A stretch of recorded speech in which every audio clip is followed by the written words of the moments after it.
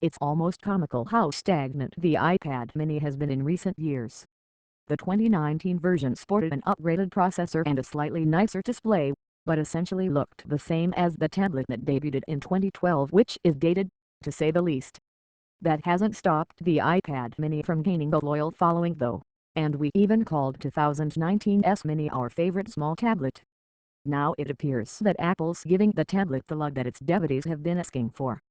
The 6th generation iPad mini is really more of an iPad Air mini with its new all-screen liquid retina design, touch-capable top button, 2nd generation Apple Pencil support and USB-C charging. It's the most significant update the mini has received in years, and Apple's hoping you'll pay extra for it. The 2021 iPad mini starts at $499, $100 more than its predecessor's starting price. And with that, Apple is squashing any notions that smaller means lesser. Design and hardware. Many people, myself included, were happy to see the facelift Apple gave the iPad mini. While the old design with the physical home button isn't necessarily bad, it's still good enough for the new 10.2-inch iPad. Apparently it felt boring on the mini after seeing it unchanged for so many years. This year's iPad mini has what Apple calls an all-screen design, which is just different enough from the edge-to-edge display that the iPad Pros have to warrant discussion. I understand why Apple didn't want to give the mini the same edge-to-edge moniker, but it could have come up with something a bit better than all-screen. The bezel surrounding the 11-inch iPad Pro's screen is roughly 0.25 inches thick, and that of the iPad mini is only about 1/8th of an inch thicker than that. That's not a huge difference, but it's more noticeable when you're only working with an 8.3-inch display.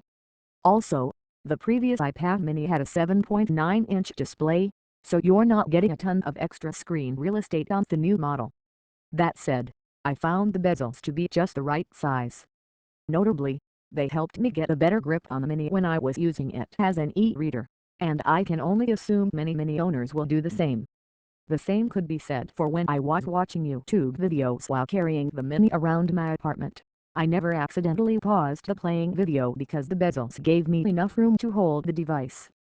The new mini's display size and the fact that it's a liquid retina panel are the upgrades here, because the 5th gen model supported True Tone, 500 nits of brightness and the P3 color range as well. This year's mini has a 2266x1488 resolution, 326 ppi panel, which is only slightly higher than the old model 2048x1536 resolution, 326 ppi screen. If you upgrade from the 2019 mini, you may not notice a huge difference in quality, but the rounded rectangle shape of the new mini's display and the revamped design overall gives it a fresh feel. Otherwise, I felt like I had a small version of the iPad Air the entire time I was using the mini. Their designs are very similar, save for the location of certain buttons. The iPad mini now has flat edges with a touch-capable power button and volume adjusters at the top and a USB-C port at the bottom. Notably, its edges lack the headphone jack, and that may be a key factor for current iPad mini owners in their decision to upgrade or not. It's made of 100% recycled aluminum, weighs less than 1 pound and measures 6.3 mm thick, just as portable as the last model, but with a much-needed modern aesthetic. Touch is nothing different from older iOS devices, although it may take you a tad longer to set up because of how narrow the fingerprint-sensitive button island. It's exciting that Apple finally brought USB-C to yet another iPad, as it makes charging more efficient, but it also continues to feed. Thus, poor saps to yearn for a USB-C epiphany sometime in our lifetimes. Also, the new design allows the 2nd generation Apple Pencil to neatly and magnetically stick to the right edge of the tablet. I've been keeping the iPad mini by my side at all times for the past week or so, and I was pleasantly surprised by how easy that was thanks to its size. Every iPad is portable, but some are certainly more portable than others. I have a 2020 11-inch iPad Pro, and, while it could come with me almost anywhere, I mostly use it in my home as a secondary device or as my main driver when I'm traveling. The iPad mini, on the other hand, could fit into almost any bag I own without hassle, providing a much-needed larger screen for activities like reading, watching videos and FaceTime calls. I didn't find it super difficult to use my thumbs to type on the mini, treating it almost like a super wide epiphany, but I also wouldn't call it a comfortable experience. Speaking of FaceTime, the iPad mini comes equipped with the new 12MP ultra-wide front camera that supports center stage, the feature that automatically pans and zooms to keep you in frame during video calls. Each time I used FaceTime, I could move around my admittedly small kitchen and the mini's camera followed me so my family could always see most of my face. There's a limit, of course. I often stepped out of the camera's field of view, but it followed me until I was nearly out of the camera's field of view. This is a handy feature for anyone like me who's often multitasking while catching up with loved ones over FaceTime. The rear camera is also better than that on the previous Mini, but I wouldn't consider it a huge selling point.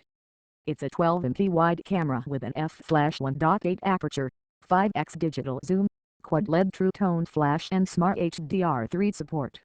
It can also shoot 4K 60fps videos and shoot SLO and O videos at up to 1080p 240fps. We've all seen a tablet photographer in the wild, but considering the shooters on our phones are far and away more capable than those on tablets, most people turn to the smallest screen in their pockets for photography. The pictures of my fiancé and my cat that I took with the Mini were just fine, but I found myself more inclined to use the rear camera as a document scanner with Evernote's scannable app here. And even in that case, was it better than using my iPhone? Not necessarily, just more convenient when I was using the iPad mini as my default device. I may not have been taking a ton of photos with the iPad mini, but I use it for almost everything else that I normally turn to my iPhone for. The A15 Bionic chip inside makes the mini feel zippy, and it handled everything that I threw at it well. I spent most of the time watching YouTube and Netflix videos, answering messages in Gmail and Slack, taking notes in Evernote, saving wedding inspo in Pinterest, browsing e-cookbooks in the Kindle app and doodling in Procreate and GoodNotes. The iPad mini didn't falter once and, in comparison to my iPhone, the tablet's larger screen made it a much better work companion when I was trying to be productive on the couch. The Mini smoothly ran games like Temple Run 2, Crossy Road and High Rise as well, even if my attempts at beating those games were anything but. While it didn't affect the performance of the iPad Mini I had, the storage capacity on the model you choose may have a significant impact on how you use your Mini in the future. The tablet comes in 64GB and 256GB models, with the higher of the two costing $150 more than the other. That's a significant difference in both capacity and cost, and it follows an unfortunate pattern in the iPad lineup. You'll find the same pricing structure in the iPad Air configurations. The previous iPad mini had the same minimum storage capacity, so we didn't even get an upgrade here, and that's a shame. While I don't think most people will be using the iPad mini as a laptop replacement, it would have been nice to have a 128GB model just to have an in-between option for those with tighter budgets.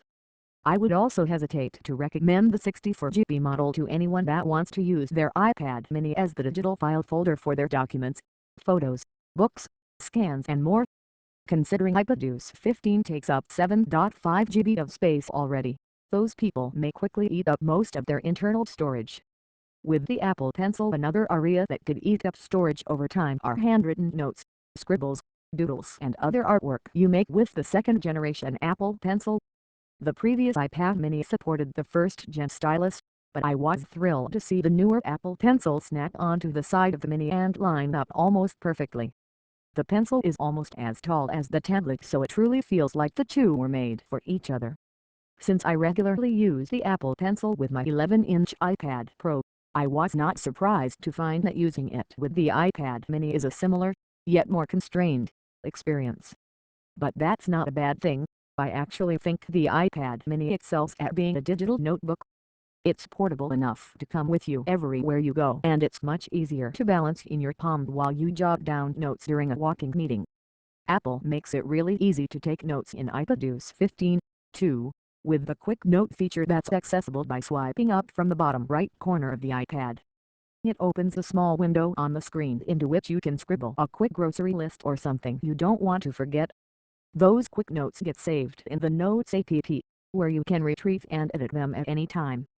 Apple's made the Notes app more robust over the years, so much so that it could be your main note-taking tool. But there's no shortage of capable apps in which to use the Apple Pencil, and I was happy to find that two popular ones, Procreate and GoodNotes work just as well on the iPad mini as any other iPad. Serious artists will probably want to spring for an iPad with a larger screen because it just gives you more space to play with, both in regular and split view. But those who are visual thinkers, those who prefer to sketch out their thoughts, will probably find the mini screen to be sufficient. For example, I'm in the early stages of planning a wedding and I took the iPad mini with me on a few venue tours. Not only was it much less ostentatious to take around than my larger iPad, but I could also snap quick photos with it, bring those images into Procreate, pull out colors I liked in venue fixtures and decorations and experiment with them in concept sketches. Battery life. One thing that hasn't changed about the iPad mini is its estimated battery life. Just like the 2019 model, Apple estimates the slab should get up to 10 hours of battery life, and again, that's a bit of a lowball. With how much I was using the device, I essentially had to charge it every other day. The mini lasted an entire afternoon and evening filled with doodling, video streaming, emailing, light gaming and more. I used it instead of my phone for almost every task and I was able to use it most of the next day before the battery life dropped to around 10%. I also ran a makeshift battery test on it, playing a video clip on repeat until the tablet died, and the mini lasted just about 12 hours. Unlike the previous mini, the new model uses the USB-C port for charging and it's about time. It's good to see Apple transitioning the iPad family to USB-C, even if most people looking to buy an iPad mini probably already have a few lightning cables strewn around their home. The mini also comes with Apple's 20W USB-C charger, which should help power up the device quickly. Wrap up. The iPad mini spec sheet has changed quite a bit, but the appeal of the tablet remains the same. It looks and feels different thanks to the redesign and the handful of new features Apple brought to it. Still, the iPad mini remains one of Apple's most niche devices. But niche doesn't mean less than. With the iPad mini so similar to the iPad Air, you won't be sacrificing much by choosing it. However, I don't think most people will take a look at all the new perks, things like a camera with center stage, USB-C charging and even the A15 Bionic chip, and be persuaded to choose the iPad mini over any other Apple tablet. What it will come down to, as always, is size. The iPad mini remains the best small tablet out there and you probably already know if an 8-inch tablet has a place in your life. It either solves a specific problem, or it doesn't, and if you fall into the second category, you probably prefer bigger screens anyway. But if you updated in 2019 to the 5th generation iPad mini, the decision to upgrade now is not entirely cut and dry, and that's mostly due to cost. If the 6th generation iPad mini had the same $399 starting price as the previous model, it would be a no-brainer upgrade. Sure, that extra $100 does get you a lot, but if your 2019 iPad mini is still going strong, the higher price of the 2021 model may be too great. But for those who have a hole in their lives where a small tablet could fit, you still can't get better than the iPad mini.